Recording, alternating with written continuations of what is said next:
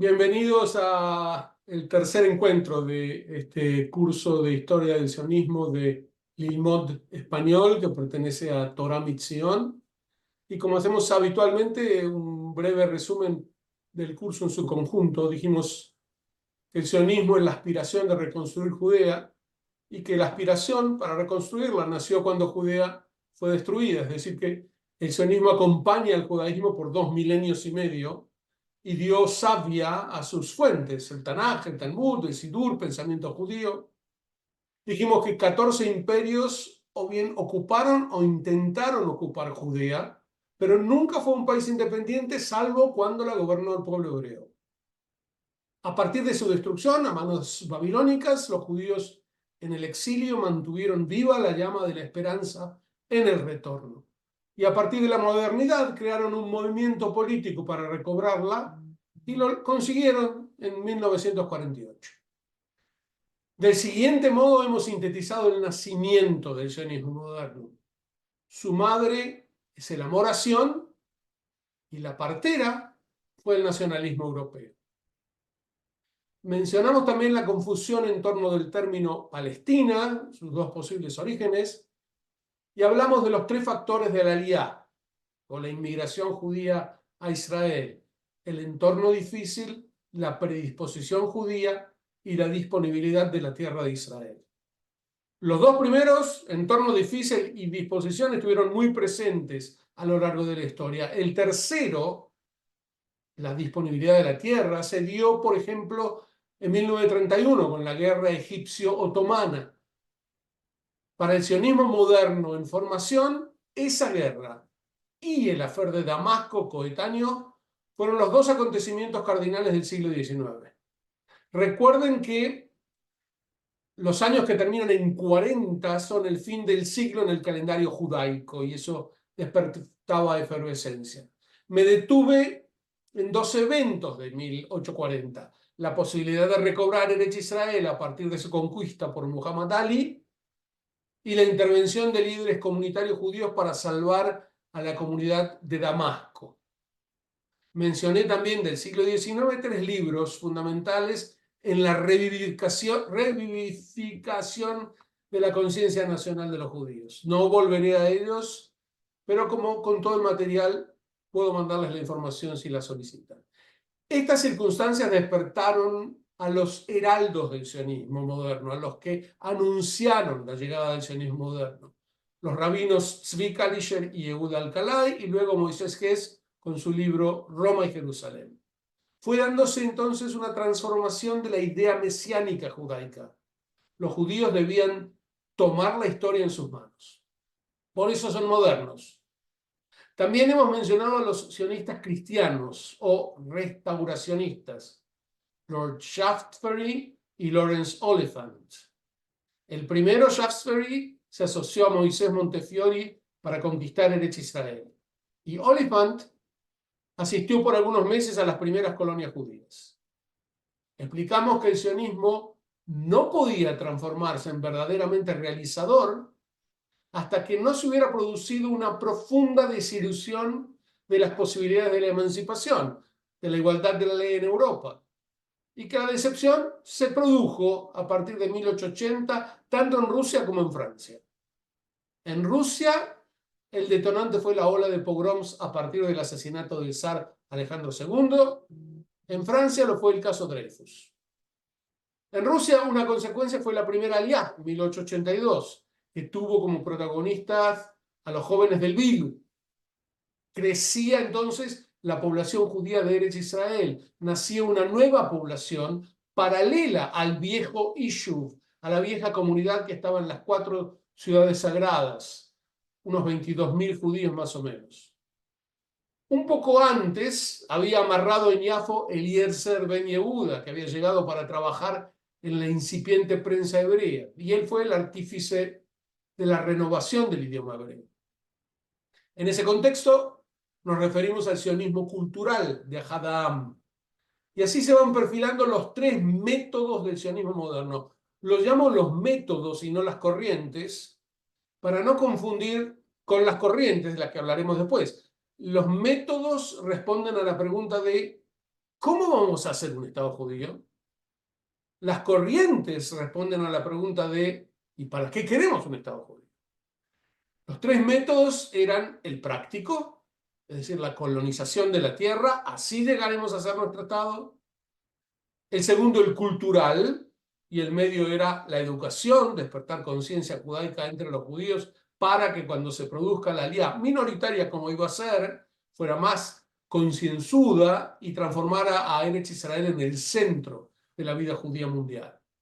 Y ahora emergía el tercer método, que fue el definitorio, el político. Precisamente concluimos nuestro último encuentro con la necesidad imperiosa de un líder que organizara los logros del sionismo hasta ese momento. Un candidato lo había intentado, León Pinsker, en el Congreso de Katowice de 1884, pero esa iniciativa naufragó, no logró coordinar los esfuerzos ni motivar lo suficiente al pueblo judío. Una década después, aparecía un nuevo líder que no fracasaría. Les presenté a Teodoro Herzl en Viena y luego en París como corresponsal del diario Neue Freie Presse para cubrir el affaire Dreyfus. Vio allí la violencia judeofóbica y, para colmo, cuando Herzl regresa a Viena, es testigo de la designación como alcalde de un abierto judeófobo, Karl Lueger, también en medio de desmanes antijudíos del populacho.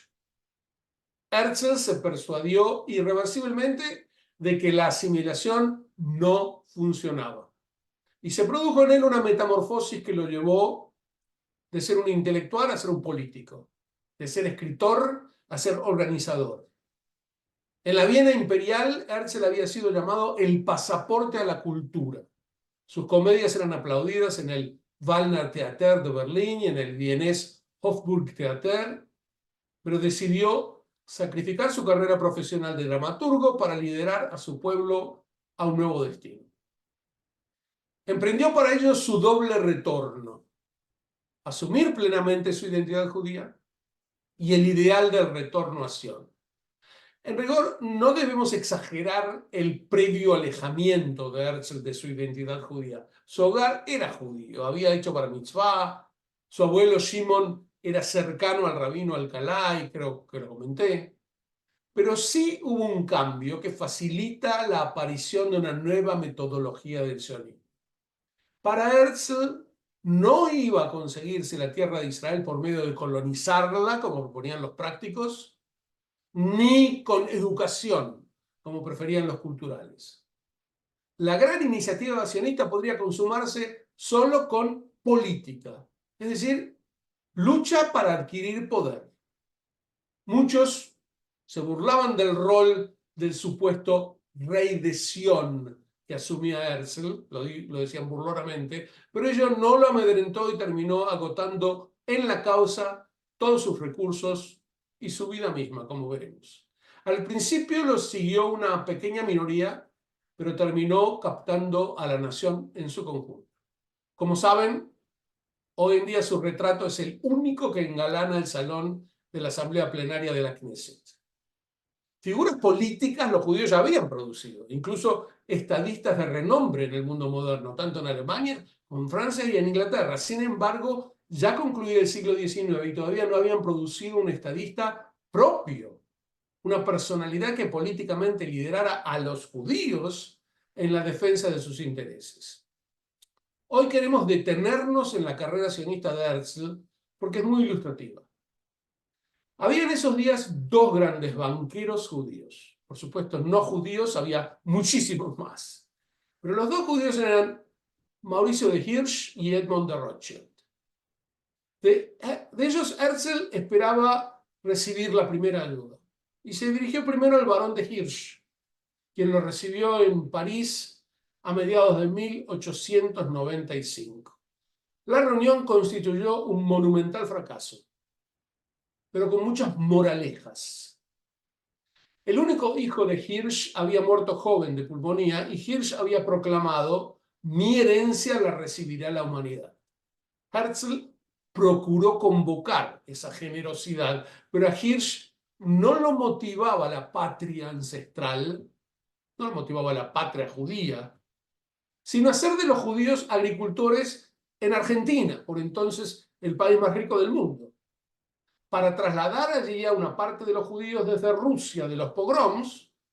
Hirsch había adquirido tierras en Buenos Aires, Santa Fe, Entre Ríos, y cuando Herzl lo visitó en su residencia parisina, la fortuna y obra de Hirsch habían crecido notablemente, pero sus logros colonizadores eran muy limitados, apenas 10.000 judíos trasladados a Argentina, una solución ínfima para la enormidad de la urgencia.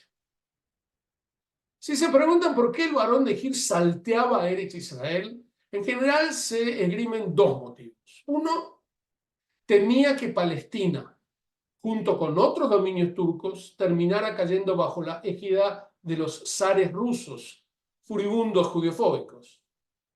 Segundo motivo, no quería competir con el barón de Rothschild, que estaba apostando por Eretz Israel. Hirsch invirtió en vez de eso en Moisesville y otras colonias cuyos nombres rescatan la memoria de sus propios familiares. Quisiera agregar una posible tercera razón a estas dos que se escriben habitualmente. Una tercera razón para explicar por qué Hirsch prefería la Argentina y no Eretz Israel. Y es que temía a la política. La opción de Hirsch en rigor no era geográfica, sino ideológica. Había que elegir entre la filantropía y la diplomacia. ¿Por qué? Porque Eretz Israel era el único lugar del mundo en donde la colonización judía vendría necesariamente acompañada de reivindicaciones nacionales. En cambio, el lugar elegido por Hirsch despertaba una motivación exclusivamente agrícola. Y Herzl tenía ambiciones nacionales. Ustedes saben, y si no lo saben se sorprenderán, que hay dos párrafos en el libro de Herzl, El Estado Judío, que se titulan ¿Palestina o la Argentina? Ese título, que mucha gente malinterpreta, incluso se hizo a partir de ese título toda una corriente judiofóbica, pero lo colocó después de esa reunión con Hirsch, y esto aclara todo. El varón le había explicado sobre la Argentina, entonces Herzl quería responder a ese planteamiento. No logró persuadirlo, pero gracias a ese fallido encuentro comenzó a ordenar mejor sus ideas para poder presentárselas a los Rothschild. Y sintetizó esas ideas en lo que terminaría siendo su libro programático, Der Judenstaat, el Estado Judío.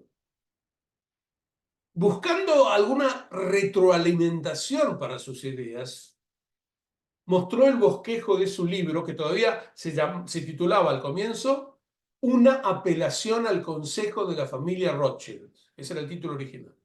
Y él lo presentó a su amigo el escritor Emil Schiff. Pobre Herzl. Schiff le sugirió que había perdido el juicio y le recomendó, por favor, que consultara con un psiquiatra. Y Herzl, de alguna manera un poco vencido, se dirigió a otro amigo, el médico y psiquiatra y celebérrimo escritor Max Nordau, quien le respondió más o menos, bueno, si tú estás loco, yo estoy loco contigo, y a partir de entonces pasó a secundarlo fielmente. Y es el rol de Nordau a veces es soslayado, pero fue central en el desarrollo del sionismo político. Herzl publicó Der Judenstaat antes de encontrarse con Edmund de Rothschild. Y eso lo enfatizo porque cuando llega a la entrevista, sus intenciones ya eran públicas y conocidas, no como en el caso anterior. Y en el libro Herzl indica los tres requisitos para avanzar en la fundación de un Estado. Se necesita una organización, un banco y un periódico. Y creó los tres. El periódico fue Die Welt, que en una etapa fue editado por Martin Buber. Pero tampoco logra convencer a Rothschild, porque Rothschild se diferenciaba de Hirsch en que sí quería patrocinar las colonias en Eretz Israel, pero sin política, sin tener que lidiar con el corrupto imperio otomano, porque temía que de haberlo hecho terminarían prohibiendo incluso la filantropía. Una filantropía que, aclaremos, incluía y no en poca medida, el soborno a los funcionarios otomanos. Después de su segundo fracaso con filántropos, Herzl decide dirigirse ahora a las masas y empieza a planificar el primer Congreso Sionista Mundial. ¿Dónde celebrarlo? Primera pregunta. Pues en Alemania, porque hay una cierta afinidad entre el Kaiser y el sultán, y eso podía ser beneficioso. Tengan en cuenta que lo único importante para Herzl era conseguir que el sultán, que era el dueño de Palestina, le diera un charter, es decir, una declaración de derechos del pueblo judío sobre el territorio. Y por lo tanto, Herzl eligió Múnich como sede. Lo que no previó, esto es un síndrome judaico típico, que 5 rabinos alemanes, 3 reformistas y 2 ortodoxos, alzarían su voz contra el planeado Congreso en Alemania con la excusa de que el sionismo iba a poner en duda la fidelidad de los judíos alemanes a su país. Nordau los tildó los Protestradiner, los rabinos de la protesta, y debido a esa protesta el Congreso debió realizarse finalmente en Suiza. Herzl llegó a Basilea unos días antes de la apertura. Se conoce la foto, se hospedó en el clásico hotel de Trois Rois, los Tres Reyes. Hasta el día de hoy, el hotel llama Herzl a la habitación en que se alojó Herzl, con esa vista guardada en la famosa foto del río Birs. Su mano derecha, David Wolfson, también había llegado unos días antes para organizar, y se le ocurrió que debía colocar una bandera que engalanara la sala de reuniones. Y pensando en el talit, en el manto ritual judío, colocó la bandera azul y blanca a la entrada del casino de Basilea. Asistieron 208 delegados de 16 países que habían recibido la invitación redactada en hebreo y alemán. Y había decenas de delegados especiales de periódicos europeos, cientos de espectadores judíos y no judíos que se sentaron en las gradas. Herzl quiso dar su discurso de apertura, pero durante 15 minutos no pudo inaugurar el primer Congreso Sionista Mundial debido a los incesantes aplausos y vítores, y así fueron de entusiastas los 3 días. Por eso a su regreso a Viena, Herzl escribió en su diario: si tuviera que resumir el Congreso, diría: In Basel habe ich der Judenstaat gegründet. En Basilea fundé el Estado judío. Si lo dijera en voz alta, hoy todos se reirían de mí. Pero dentro de 50 años, increíble este párrafo, porque justo 50 años después se declaraba la independencia de Israel. Y aunque es cierto que el Congreso había debido trasladarse a Suiza, como les dije, también es cierto que en términos generales Alemania no le daba la espalda al sionismo. En 1898, Herzl consiguió un par de entrevistas seminales con el Kaiser, Guillermo II. La primera de ellas nada menos que en Estambul, desde donde el sultán Abdul Hamid II gobernaba Eretz Israel. Y la segunda entrevista fue 2 semanas más tarde en Eretz Israel, durante la única visita de ambos allí. Herzl y el Kaiser Guillermo se encontraron en la vieja escuela agrícola judía, Mikve Israel. ¿Por qué el encuentro era tan importante para Herzl? Porque él confiaba en que Alemania mediaría para convencer al sultán. Pero ello nunca ocurrió. No solo que nunca ocurrió, la intransigencia del sultán terminó por desalentar también a los alemanes. Herzl había visitado Constantinopla en abril de 1896 y había propuesto al gran visir el apoyo financiero. Imagínense lo audaz que era la propuesta, porque todavía no contaba con nada, pero que iba a dar apoyo financiero a las arcas del Imperio Otomano a cambio de establecer un Estado judío. Unos años después, en 1901, lo recibió el sultán en persona. Lo escuchó y rechazó completamente la propuesta. En retrospectiva, digamos que la primera aliá de 1882 y todas sus realizaciones habían constituido el gran logro del sionismo práctico.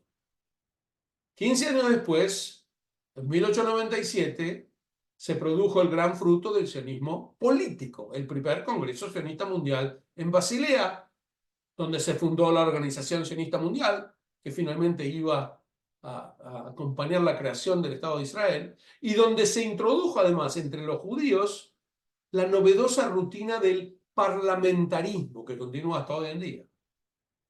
¿Se acuerdan de la oposición de Ahad Ha'am y el sionismo cultural contra el sionismo práctico? Porque no estamos preparados para ese tipo de tareas y todos van a morir de malaria y mosquitos porque en Israel no hay lugar. Bueno, una visión muy pesimista la de Ahad Ha'am. Bueno, ahora pasaba a focalizarse su oposición contra el sionismo político, porque en realidad los sionistas prácticos se fueron uniendo a la Organización Sionista Mundial que crecía. El sionismo político de Herzl Nordau iba incorporando en su seno al sionismo práctico, pero siempre, de todos modos, digámoslo, porque las diferencias ideológicas no se subsanaban, lo consideró, es decir, los políticos consideraban a los prácticos una especie de desvío de los esfuerzos, un alejamiento de la meta política fundamental. Para los sionistas políticos, los prácticos no dejaban de ser un pequeño goteo, ya que pretendían una colonización que era mínima y además que era ilegal, y quedaba claro que era muy difícil mantener los asentamientos hebreos sin ayuda. Esto lo demostraba la realidad. Les habría resultado imposible subsistir de no haber sido por la filantropía del barón de Rothschild. Esa era la crítica de los sionistas políticos, perdón, a los prácticos. En cuanto a su crítica al sionismo cultural, los políticos lo tildaban de espiritista. Así los desafió Max Nordau durante el sexto Congreso Sionista. ¿Por qué espiritista? Porque los ahadamistas, es decir, los sionistas culturales, hablaban de rescatar al judaísmo, pero no de rescatar a los judíos. Y de ese modo obstruían el esfuerzo de salvar a las masas judías del peligro que se cernía sobre ellas, un peligro y una urgencia que solo los políticos veían con claridad. La tensión interna en el sionismo, entre las diversas ramas, se sentía cada vez más. En realidad, el sionismo político tampoco podía exhibir éxitos. Todos los intentos diplomáticos de Herzl zozobraron. Lo recibieron el primer ministro de Austria, el príncipe de Bulgaria, el rey de Italia, el ministro de Interior del zar ruso, el sultán Abdulhamid II, el papa Pío XII. Ninguno se alistó a la causa. Perdón, dije 12, el Papa Pío X. El Papa específicamente manifestó un desprecio proverbial por los judíos. Advirtió a Herzl que nunca reconocería al pueblo que no aceptaba el cristianismo y que si los judíos llegaban a emigrar, la iglesia enviaría a Palestina misioneros para bautizarlos. Para colmo, el representante del Vaticano en Constantinopla sugirió al gobierno otomano tomar medidas contra la inmigración de los judíos y en el mismo sentido pidió de Francia que interviniera para frenar al sionismo, en su carácter de patrocinador de los cristianos del Medio Oriente. La iglesia ha dado muchos pasos positivos desde entonces. Con todo y a pesar de todo, debajo de esos fracasos había un éxito subliminal. El hecho de negociar. Por primera vez, jefes de gobierno debatían un orden del día judío y se tomaban en serio a un representante de la nación hebrea. Nunca había ocurrido algo así. Y eran los gobiernos más importantes del mundo. Recordemos que en rigor la representatividad real de Herzl se reducía a presidir la frágil organización que él mismo acababa de crear en Basilea. Pero hubo dos sentidos adicionales que hicieron o que lograron que los encuentros diplomáticos sí triunfaran. El primero, que fueron generando lentamente un reconocimiento mundial a la injusticia que padecía el pueblo judío. Y el segundo, que los frecuentes viajes de Herzl lo conectaron directamente con sus hermanos en las pobres aldeas de Europa Oriental. Lo recibían con fervor, aún en Vilna, donde los cosacos descargaban latigazos contra las masas que se acercaban a él. Los judíos parecían estar despertando de su letargo, empezaban a confiar en un hombre, en el hombre del frac, que no casualmente era tan elegante Herzl, porque él veía en su presentación la carta de negociación y no podía ir como un schlepper a entrevistarse con los jefes de Estado. Y entonces de aquí la gran innovación de Herzl. Por primera vez, un estadista judío generaba la confianza de las masas. Incluso entre líderes rabínicos cosechó apoyo. Iba desde un aliento tibio por parte del gran rabino de Viena, Moritz Gelemann, hasta el desmedido entusiasmo del gran rabino de Bulgaria, Preciado Bakish, quien llegó a considerar que Herzl era el Mesías. Hemos hablado del libro El Estado Judío. Herzl escribió otro libro sionista, una novela, Altneuland, Vieja y Nueva Patria, de 1902. Hablar de Altneuland es hablar de un género literario al que podemos llamar utopismo sionista, un género literario además muy poco explorado, lamentablemente, que abarca una decena de novelas publicadas aproximadamente entre 1880 y 1920 y que conjeturan cómo iba a ser un Estado judío renacido en la tierra de Israel. La más popular de ellas fue la de Herzl, Altneuland, que cuando se tradujo al hebreo se tradujo como Tel Aviv, y eso dio el nombre a la ciudad. Altneuland narra el viaje de un par de amigos desde Europa al Pacífico, quienes en su marcha atracan en Palestina tanto a la ida, en 1902, cuando Herzl escribe, como al regreso en un imaginado 1922, al que por supuesto Herzl nunca llegó. A la ida describen las callejuelas sucias y abandonadas, el hedor nauseabundo donde pululaban las formas de la miseria humana, es decir, lo que Herzl había visto en su visita 4 años antes. Pero al regreso a Europa, Herzl imagina que estos dos amigos amarren en el Estado judío que ya había sido creado. Y entonces el terruño decrépito se ha transformado en una sociedad próspera, abierta, libre, tecnológica, industrializada, no muy disímil del Israel de hoy en día. En la novela de Herzl también los árabes están felices del progreso con que han sido beneficiados. ¿Quién criticó muchísimo al Neuland? ¿Cómo era de preverse? A Hadam. Porque en el libro no hay ninguna expresión de cultura judía, ni siquiera se habla hebreo. Herzl preveía un federalismo lingüístico parecido al suizo. Ahora, digamos, no fue la primera utopía sionista. Había habido otros visionarios, incluso que fueron más sagaces que Herzl, con menos estilo, pero plantearon la centralidad del hebreo. Les dije que el mencionado Alcalá lo había planteado como heraldo del sionismo, pero él no escribió ninguna novela. El que sí lo hizo fue un desconocido, Edmund Eisler, que fue el autor de la primera de las utopías sionistas, Ein Zukunft, una visión del futuro, de 1882, de la que había un ejemplar en la biblioteca personal de Herzl. Eisler también había sido menos ingenuo que Herzl y previó la inminencia de una guerra. El primer Congreso Sionista Mundial proclamó o decretó el llamado Programa de Basilea. Establecía como objetivo del movimiento establecer un hogar nacional para el pueblo judío en Palestina garantizado por el derecho público. La descripción de hogar nacional, Heimstätte, y no Estado, fue una idea de Max Nordau para no antagonizar al Imperio Otomano. Alemania terminó siendo descartada como probable socio porque no podía ayudar. Herzl debió procurar otra potencia. Y en 1900, en el cuarto Congreso Sionista, decidió hacerlo en Londres, donde dijo apelar a la libre Inglaterra que comprenderá nuestras aspiraciones. Y los contactos con los británicos condujeron a que en el año 1902 Herzl se entrevistara con el secretario de Colonias, Joseph Chamberlain, quien medio año después le propuso a Herzl algo absolutamente inesperado. Nosotros no poseemos Palestina. Lo que puedo ofrecer es enviar una comisión para investigar las posibilidades de colonizar Uganda, era en realidad una parte de Kenia, pero así se la llamaba, de colonizar Uganda con judíos.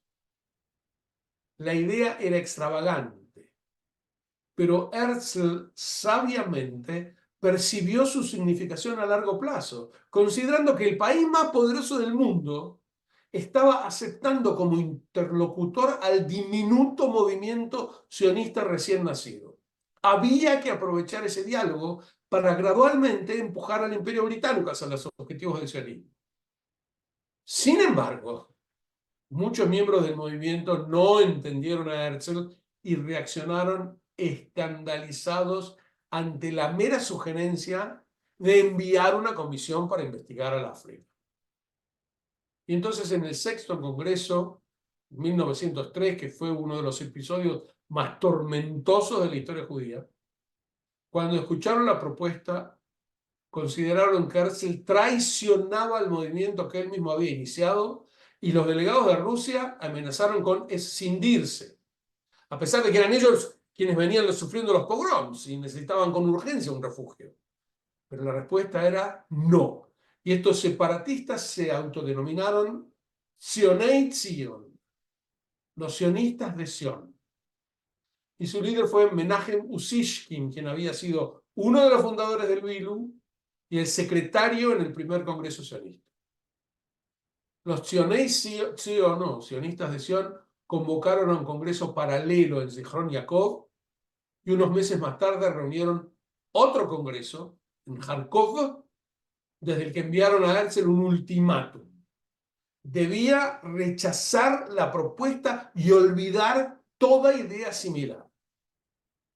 Herzl no estaba dispuesto ni a resumir un ultimátum ni a una fragmentación del incipiente movimiento, y entonces a fin de 1903 anunció al ejecutivo sionista que el proyecto Uganda quedaba enterrado para siempre.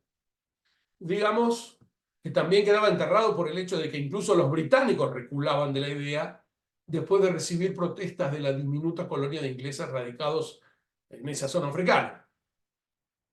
Herzl terminó reconciliándose con los sionistas de Sion y unos meses después, durante la reunión del Ejecutivo, sus principales oponentes lamentaron haberlo enfrentado tan acremente. Pero la salud del líder se debilitó ante las amenazas de escisión y Herzl falleció de problemas cardíacos prematuramente en 1904.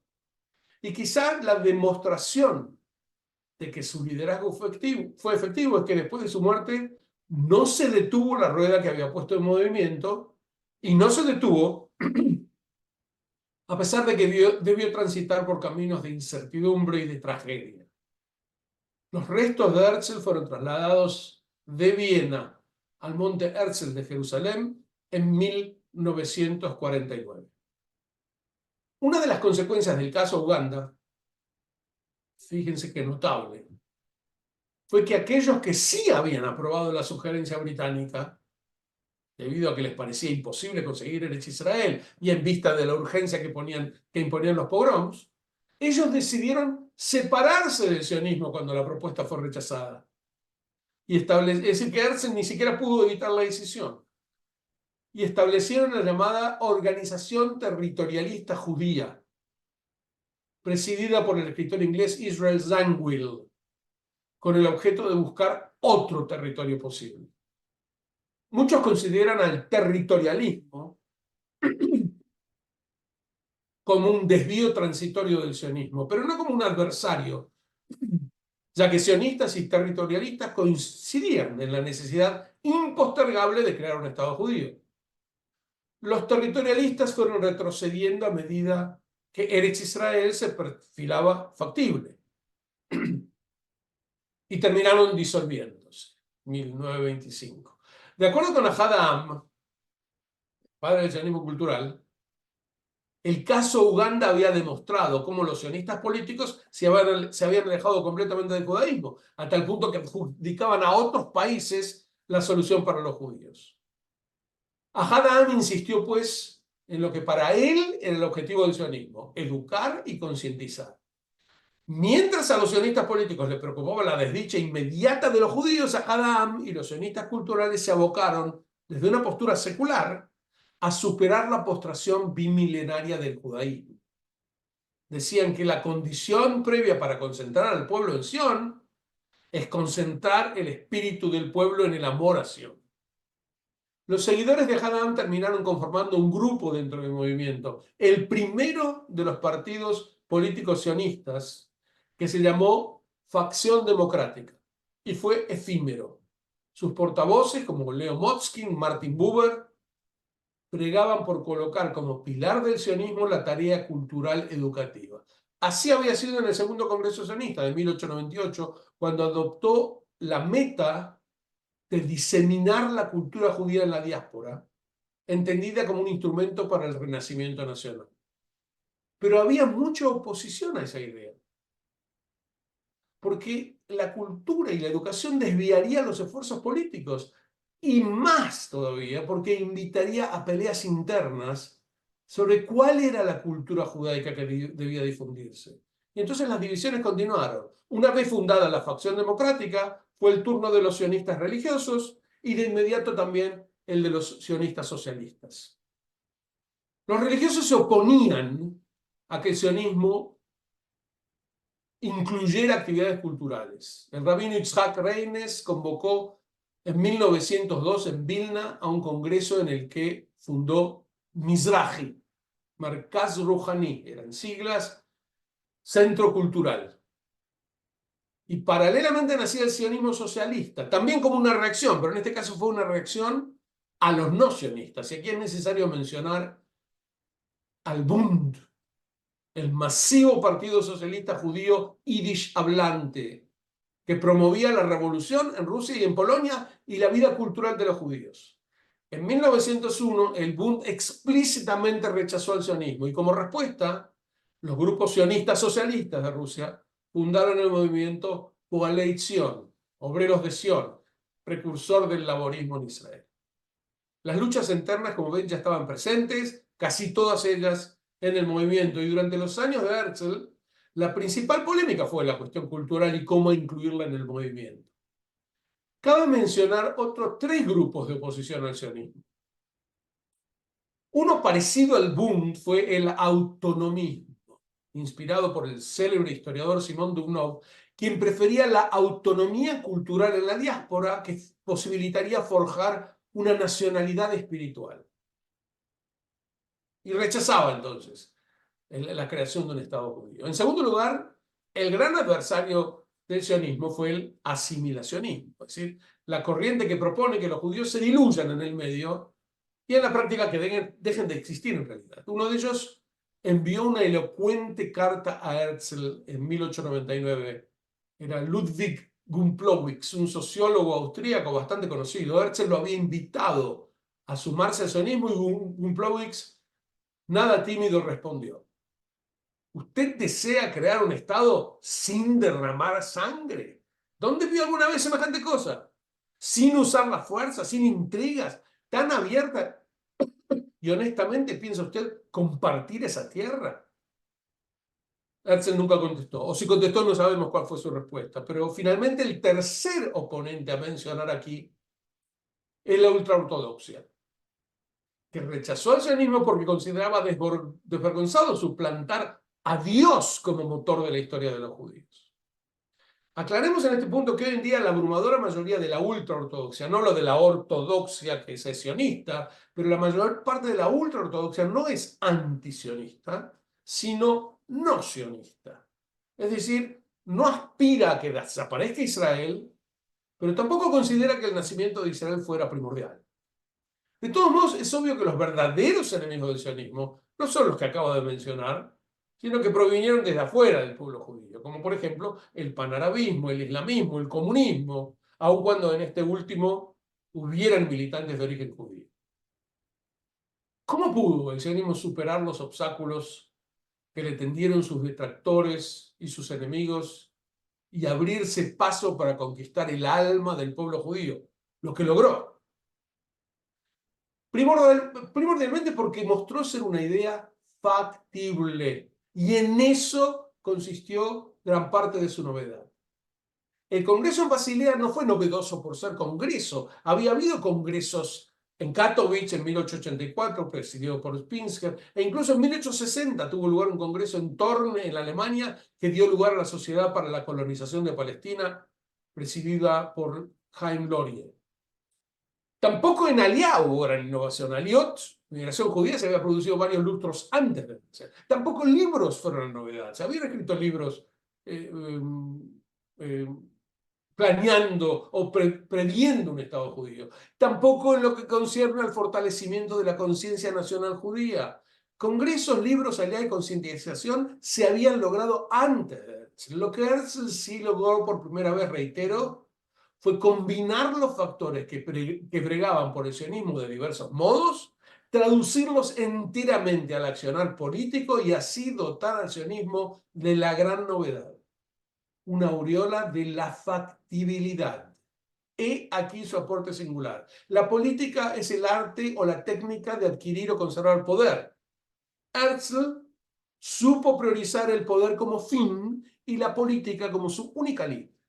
Su perseverancia logró que los judíos lentamente comprendieran que la idea sionista no era solo justa, sino también realizable. Herzl supo transmitir la convicción que lo embargaba, la del inevitable éxito final. Desde su muerte, en 1904, y hasta el establecimiento del Estado judío, casi 44 años después, la Organización Sionista Mundial por él fundada tuvo 4 presidentes. Primero, su mano derecha, David Wolfson, a quien incluimos en la etapa herzliana, que era una continuidad muy fiel.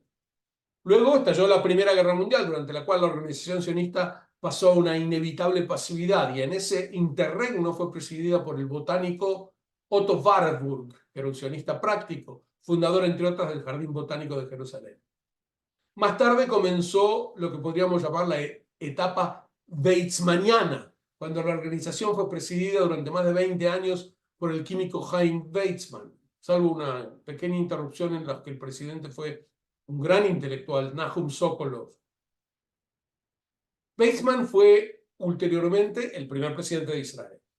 Y finalmente, David Ben-Gurión presidió la organización sionista, que fue absorbida en el Ejecutivo del Estado una vez que este fue creado. A partir de ese momento de la creación de Israel, el sionismo se encarriló por los canales estaduales y la organización sionista fue naturalmente eclipsada. Ahora volvamos a la cronología sionista a partir de la muerte de Herzl. La primera alianza había dado frutos, pero concluyó con una total desmovilización, crisis económica, parcial abandono del país. Era indispensable una nueva inyección de Olim que dinamizaran el proceso del retorno. Y así ocurrió. ¿Por qué? Porque en Rusia hubo un intento revolucionario en 1905 que fracasó. No pudo derrocar al zar, si bien al menos logró el establecimiento de la Duma, del Parlamento ruso. Pero la frustración por ese fracaso fue general. Y en el caso de los judíos los estimuló a una ola emigratoria conocida como la Segunda Aliá, que se prolongó hasta la Primera Guerra Mundial. La Segunda Aliá incluyó a muchos notables, entre ellos David Ben-Gurión, el primer ministro, y trajo a Eretz Israel unas 40.000 personas, mayormente socialistas, que fundaron en 1905 el Hapoel Hatzair, el obrero joven con inmigrantes de la Segunda Aliá, y que terminaría siendo, junto con el resto de los movimientos de izquierda, el sionismo laborista. Aunque también en este caso, solo el 20% de ellos terminaron arraigados en el país, pero sus logros fueron muchos y pueden sintetizarse en 3 áreas: el kibutz, la autodefensa y la consolidación del hebreo. Los veremos en el próximo encuentro.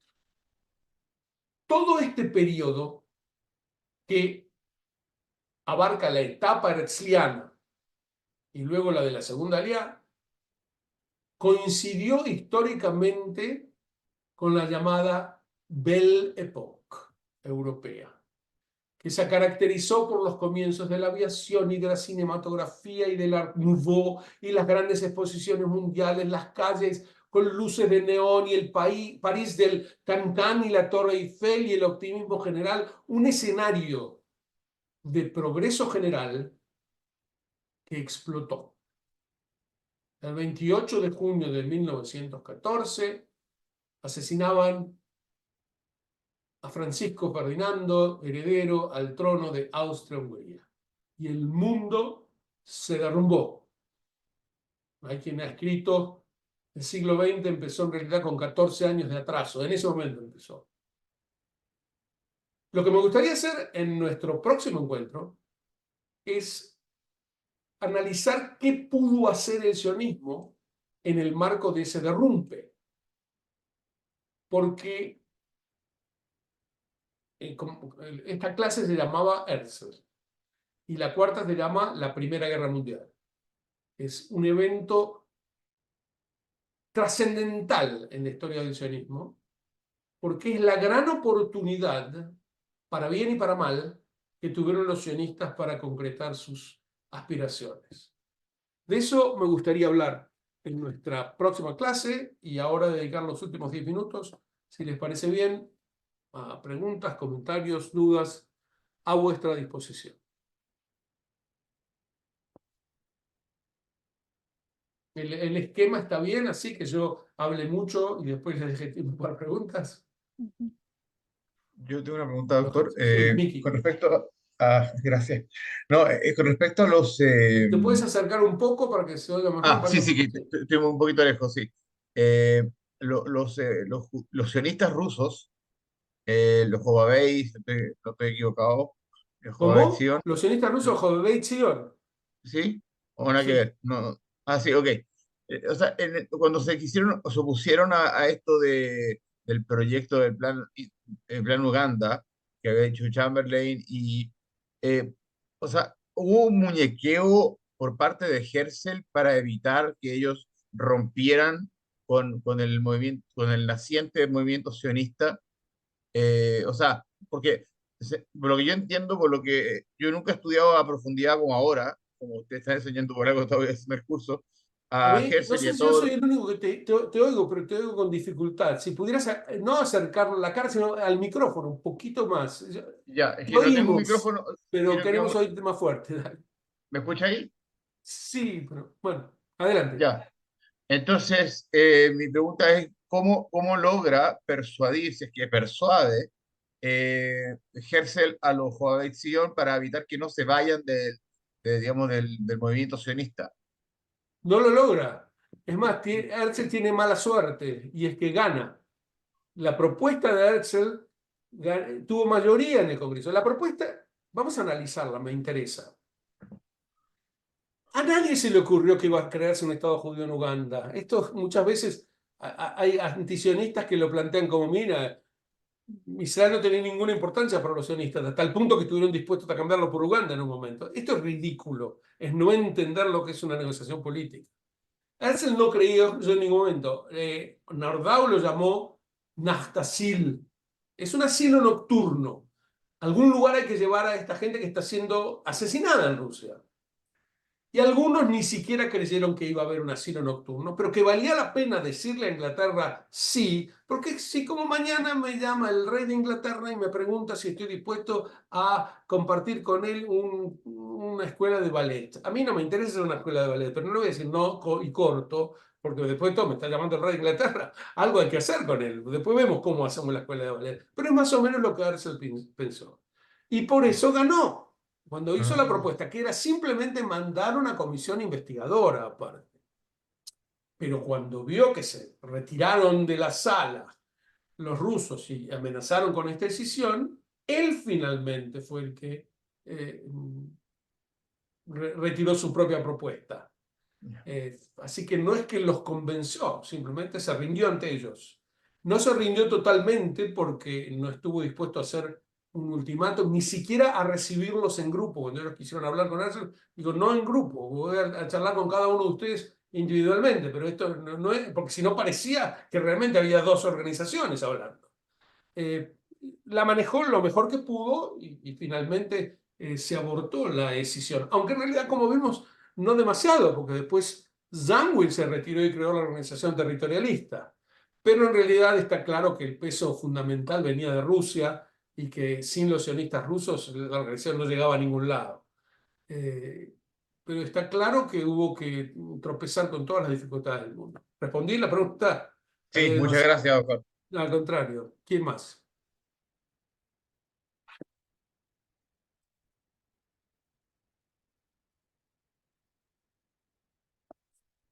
Usted menciona el sionismo político y mencionó el sionismo cultural. ¿Cuántos Correcto. tipos de sionismo tenemos hoy en día? ¿O un solo Es una concepto? excelente pregunta. Yo diría que todos están presentes. Vamos a hablar la vez que viene de lo que Bateson llamó el sionismo sintético, que intentaba sintetizar. Pero ya que pregunta Rita una pregunta tan crucial, les diría que el pueblo judío nunca se caracterizó, nunca, jamás en la historia, por unanimidad. Y apenas hay una idea, aparecen dos más. Conocen el chiste del náufrago que hace dos sinagogas, una para, está solo en la isla, hace dos sinagogas, una para ir y otra para nunca poner un pie en esa sinagoga. Y la idea es, esto es parte de la naturaleza democrática del judaísmo, de que podemos extendernos un poco, bueno, no es tanto para el tema serio, pero las ideas que vieron su lead en el movimiento sionista hoy se expresan en el Estado de Israel. Diría que si hubiera que resumir en qué consiste la principal tensión, de un lado hay gente que quiere un Estado judío y ve al sionismo como la recuperación del Estado judío que se perdió. Y hay gente que quiere un Estado para los judíos, que los judíos tengan un refugio y déjenme de molestar con más que eso. Queremos un refugio para los judíos, pero no nos compliquemos la vida con más cosas. Estas son básicamente dos tendencias que siguen peleando en el Estado de Israel hoy. Hoy.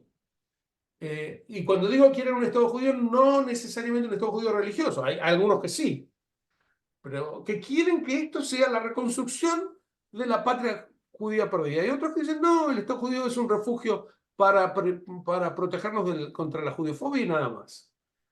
Ahora, ¿cómo se fue derivando las peleas iniciales del movimiento sionista? Hoy en día lo veremos en nuestro próximo encuentro, porque la Primera Guerra Mundial fue la que canalizó esas luchas. Ahí hablaremos claramente de las corrientes. Hoy hemos hablado de los métodos. ¿Se acuerdan? Métodos del sionismo son los que responden a ¿y cómo hacemos un Estado judío? ¿Por colonización? ¿Por política? ¿O por educación? Y las otras eran las corrientes, no cómo lo hacemos, sino para qué lo queremos. Em, en realidad yo muchas veces cuando enseño esto, sobre todo a adolescentes, les digo, la lucha entre el sionismo político y el práctico es una lucha que ustedes verían en cualquier contexto. Y los desafío, díganme cualquier objetivo que tengan para este grupo. Y aparecen distintos objetivos. Y bueno, va a haber gente que va a decir, digamos que dijeron, queremos tener una piscina en el colegio. Entonces, les digo, va a haber gente que va a decir, la manera de conseguir una piscina es trayendo a algunos empleados que empiecen a hacer la piscina y cuando tengamos la media piscina hecha, van a ver que van a tener que aceptarnos. Y otros van a decir, no, ¿cómo vas a hacer eso? Primero consigamos que el rector del colegio nos dé un permiso claro para hacer la piscina. Mandemos una carta al rector y esto también requiere organización, porque la carta tiene que estar firmada por todos o por la mayoría y cuanto mejor en calidad de redacción, mejor, etcétera. Pero son dos vías para conseguir algo. Esas fueron las dos vías que nacieron en el movimiento sionista. Los políticos decían, necesitamos un charter, un reconocimiento que nos va a permitir llegar a Eretz Israel en masa.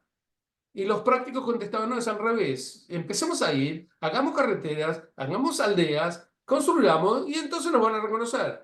¿Quién tiene razón? Es difícil decirlo, porque depende de las circunstancias y de cuánto énfasis en cada una. Ninguna de las dos aparece pura, 100% sola, en ningún caso.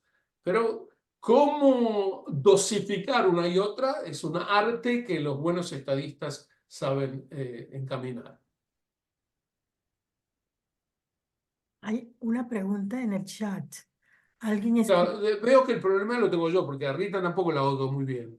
Hay una Ahora, pregunta en el chat que dice, ¿existe un sionismo religioso? perdón. ¿Qué dice la pregunta en el chat? Si existe un sionismo religioso.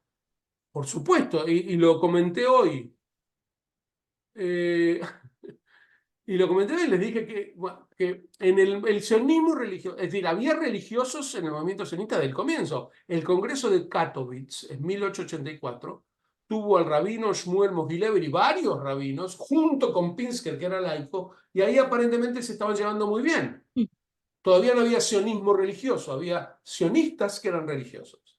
Pero cuando apareció la facción democrática y dijo, nosotros queremos que el sionismo también se ocupe de actividades culturales, ahí los religiosos dijeron, no, espera un momentito, ¿de actividades culturales? La cultura judía es la religión judía. Aquí vinimos a unirnos para crear un Estado judío, no para cambiar los contenidos. Y nació el Partido Religioso Sionista, que se llamó Mizrahi, es lo que comenté hoy.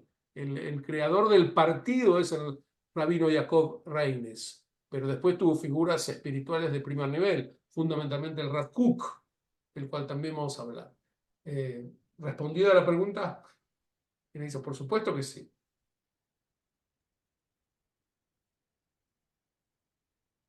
¿Qué Bueno, tanto? perdón, No, perdón. Nada más, ¿quién bueno, habla? sé que a lo mejor el Prenda, próximo sí. encuentro, sí, gracias.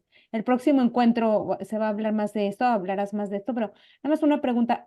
En estas corrientes actuales principales de lo que es, o sea, hay quienes ven un estado judío y un estado para los judíos, ¿qué tanto sería exitoso solamente un estado para los judíos sin en la base de judaísmo? O sea, ¿qué tanto podría ser ¿Qué exitoso? contestarían? No, o sea, si realmente dices, no, un estado para los judíos, Pero pero pues tú que no le haya haces la judaísmo. pregunta a alguien que diga, mira, yo quiero un Estado para los judíos y no me interesa nada más de contenido. ¿Y qué te contestaría a tu pregunta? ¿Eso es lo que tú dices? No, o sea, te pregunto, ¿qué tanto crees que sería exitoso un estado así para... Yo creo, bueno, les doy mi opinión, yo creo que cero es Ujú, imposible. ¿Por qué? Pero por un motivo. En cuanto tú te alejas de tu reclamo territorial sobre este territorio que fue Judea, dejas un vacío que inmediatamente lo llenan otros reclamos.